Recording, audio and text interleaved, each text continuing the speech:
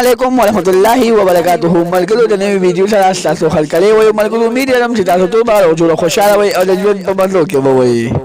ملګرو نن په دې ویډیو کې تاسو سره هغه حقیقت راښکاره کوو اویس شهیدی په څه وجه باندې وجلې دي د اویس شهید قاتلانو هغه ټول حقیقت راښکاره کوو آیا کو تاسو د دې نه ځان خبرو غواړئ کو څه پولیس زمونږ د چینل مخه دي سبسکرایب کړئ زمونږ د چینل مخه سبسکرایب کړئ د تلې نشان څخه مخه وغه چې زمونږ نوې ویډیو تاسو ته په اسانه دررسي دوستانو د ضلع چالسری د اسلامیه کالج سټوډنټ د خلیچن سره تعلق لرونکي اویس ماشوم کم چې د 12 کلاس سټوډنټو هغه چا بی ګناه قتل کړي او په هغه باندې پولیس خپل تفتیش شروع کړي او ډیر سونو کسان گرفتار کړي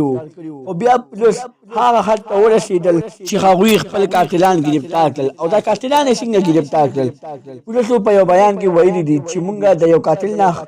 پوښتنه وکړله پوښتنه هم په دې وجه وکړله چې موږ باروبار هم تفتیشونه وکړل خو باروبار هغه وخت نه و چې موږ معلوم کړي و چې دا د اویس قاتل دی چې کله موږ د دوی رشته دارانو ته د دوی خاندان ته ولدن نشو او موږ د دوی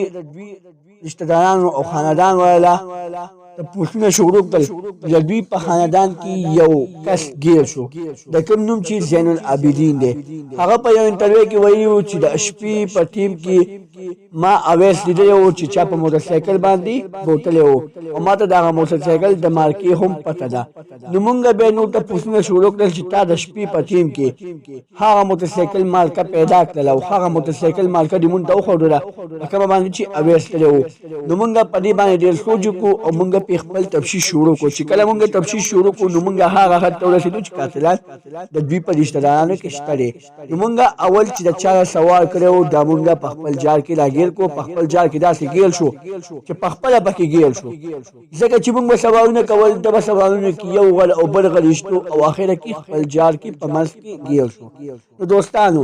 پولیس دا هم وایي چې موږ ته یو کار هم سخت نه دی او چې موږ یې کوو او د زړه یې کوو زمونږ نه یو کار هم نشي پاتې کېدی دوستانو آینده خبر کې به مونږ تاسو ته بل نوې خبر درکوو خو د اوسه پورې زمونږ چینل مخه چا نه سبسکرایب کړئ زمونږ د چینل مخه سبسکرایب کړئ ترې نشان څخه مخه وغه چې زمونږ نوې ویډیو تاسو ته په اسانه دررسي والسلام